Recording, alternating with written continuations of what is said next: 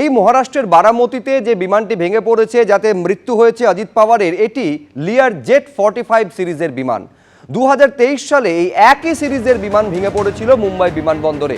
অবতরণের সময় রানওয়ে থেকে পিছলে নেমে এসেছিল সেই বিমান। 2023-এ কি ঘটেছিল, মুম্বাইয়ে পিছলে গিয়ে দুর্ঘটনা ঘটেছিল, এবং আজকে 2026-এর আজকের দিনে বারামতিতে এই একই সিরিজের বিমান ক্র্যাশ করলো, যাতে মৃত্যু হলো মহারাষ্ট্রের উপমুখ্যমন্ত্রীর। 23 সালে সে যাত্রায় কিন্তু ভাগ্যক্রমে কোনো প্রাণহানি হয়নি। মহারাষ্ট্রের বারামতিতে ভয়াবহ বিমান দুর্ঘটনায় ভেঙে পড়া প্রাইভেট বিমানে উপমুখ্যমন্ত্রী অজিত পাওয়ার ছিলেন। মহারাষ্ট্রের উপমুখ্যমন্ত্রী অজিত পাওয়ারের মৃত্যু হয়েছে, তার সঙ্গে যে আরও 4 জন ছিলেন তাদেরও মৃত্যু হয়েছে। অবতরণের সময় এই বিমানটি ভেঙে পড়ে বলে খবর সূত্রের। প্রথমবার অবতরণের চেষ্টা করা হয়, এরপর দ্বিতীয়বার অবতরণের অনুমতি চাওয়া হয়। মেডে কল দেন পাইলট, কিন্তু মাটি ছোঁয়ার আগেই সেটি দুর্ঘটনার কবলে পড়ে, মুখ থুবড়ে পড়ে তারপরে, যাতে মৃত্যু হয় মহারাষ্ট্রের উপমুখ্যমন্ত্রীর।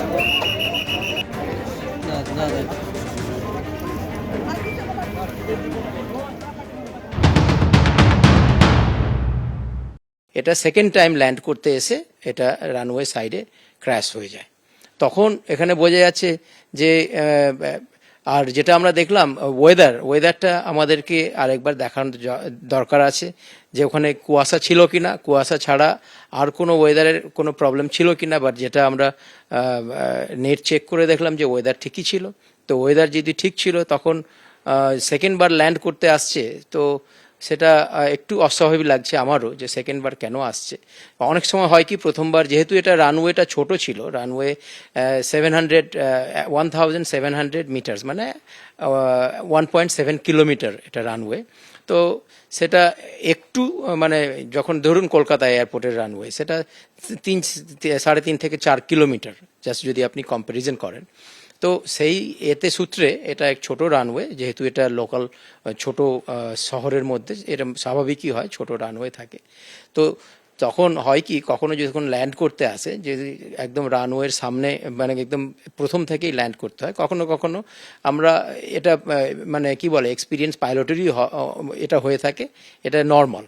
তো কখনো কখনো যখন আমরা দেখি যে রানওয়েটা আমাদের কাছে শর্ট লাগছে, যে আমরা ঠিক পয়েন্টে ল্যান্ড করতে পারি না, তখন আমরা গো অ্যারাউন্ড করি, মানে আবার ঘুরে আসি। এই যে চার্টার বিমানটি ভেঙে পড়ে, যাতে মৃত্যু হয় মহারাষ্ট্রের উপমুখ্যমন্ত্রীর, সেটি 15 বছর বয়স বলে জানা যাচ্ছে। এইটা হচ্ছে ঘটনার মুহূর্তের ছবি আপনারা দেখতে পাচ্ছেন।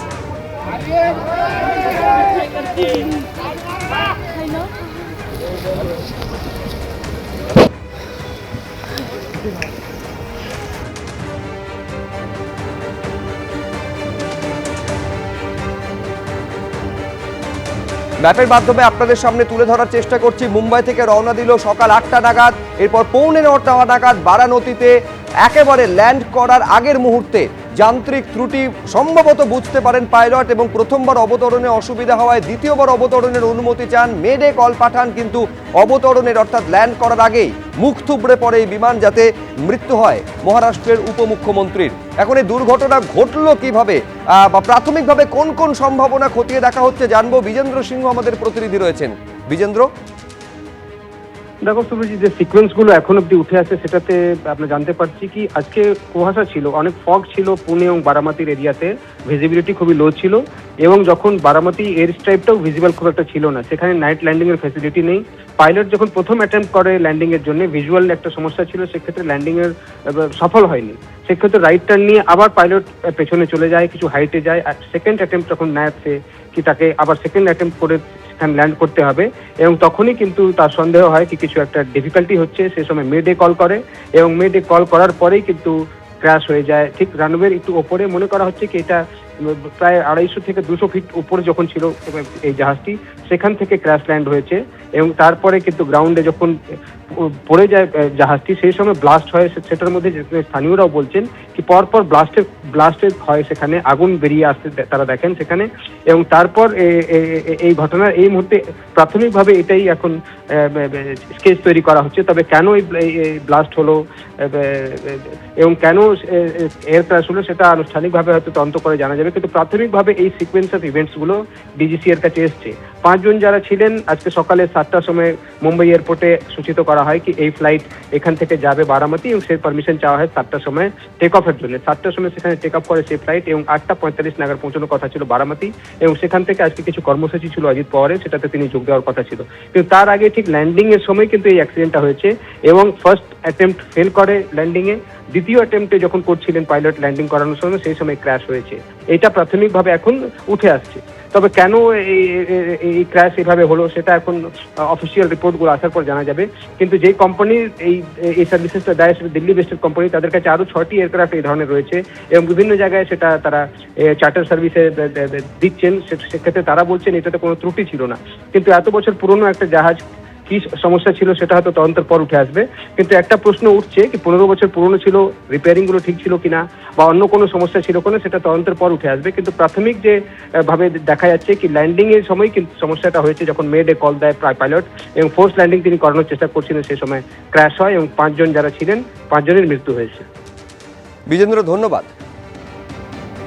এবার যে সময় দুর্ঘটনাটি ঘটে অর্থাৎ 9:45 নাগাদ প্রথমবার অবতরণে সমস্যা হয়, দ্বিতীয়বার অবতরণের সময় অনুমতি চান এই বিমানের পাইলট এবং সেই অবতরণের ঠিক আগের মুহূর্তে মেডে কল দেন পাইলট। মেডে, আমি আরেকবার আপনাদের বলি, এই মেডে কল পাইলট তখনই দেন যখন তিনি একটা বিপদ অনুভব করেন। বিপদ সংকেত হিসেবে মেডে কলকে ধরা হয়। 3বার মেডে কল দিয়ে থাকেন পাইলট এটিসিকে এবং সেই মেডে কল দেওয়া মাত্রই ঠিক 200 থেকে 250 ফুট ওপরে যখন ছিল মাটি থেকে, ঠিক তখনই তাতে দুর্ঘটনা ঘটে এবং মুখ থুবড়ে পড়ে এই বিমান।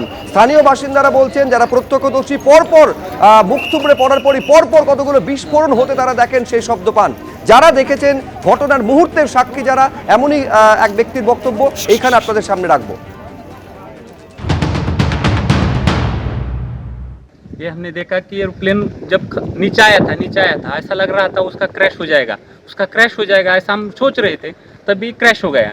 हम देखे कि हमें लगा नहीं क्रैश हो गया है, लेकिन एयर ट्रैप पे उतरेगा ऐसा लगा, उतर रहा है, लेकिन क्रैप हुआ और उसके बाद स्पोर्ट हो गया उसका ज़बरदस्त। स्पोर्ट होने के बाद वो हम देखने आए, पहले देखा तो उसको आग लगी थी पूरे प्लेन को, और उसके बाद 4-5 स्पोर्ट हो गया विमान में उसका। और उसके बाद बहुत लोग आ गए और उसने निकालने की कोशिश की, लेकिन बड़ी आग लगी उसके कारण कोई मदद नहीं कर सकता। लेकिन सब आ गए, तब बाद में उसको उसमें आजिदा था। ये हमारे लिए बहुत शौक की बात में है, ये हमें बता नहीं सकते हम बात में ऐसा। लेकिन हमने देखा है कि पायलट ने भी ट्राई किया होगा कि लैंडिंग करने का, लेकिन लैंडिंग हुआ नहीं है। ये बहुत शौक वाली घटना है। हमने देखा पूरा एक नीचे आ रहा था, ट्रैप पे आ रहा था, ट्रैप के नज़दीक 100 फुट से नज़दीक आके गिर गया है।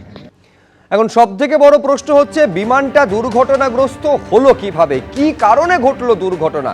বেশ কিছু সম্ভাবনার কথা তুলে ধরেছেন প্রাক্তন pilot Ashraf Sheikh.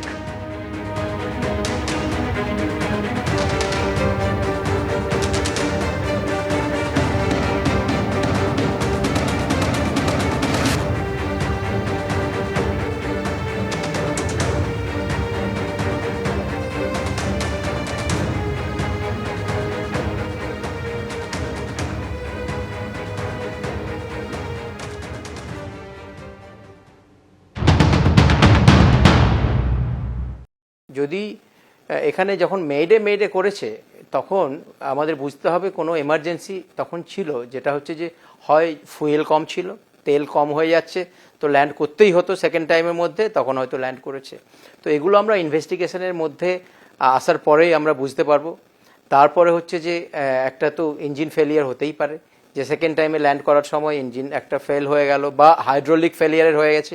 Hydraulic failure হয়ে গেলে it's very difficult to stair the aircraft, মানে এয়ারক্রাফটটাকে প্লেনটাকে নিয়ে আসা যায় না রানওয়ে পর্যন্ত, সেটাও একটা হতে পারে। মানে সম্ভাবনা অনেক। তো আমরা ইনভেস্টিগেশনের পরেই আমরা বুঝতে পারবো যে কি হয়েছিল এয়ারক্রাফট।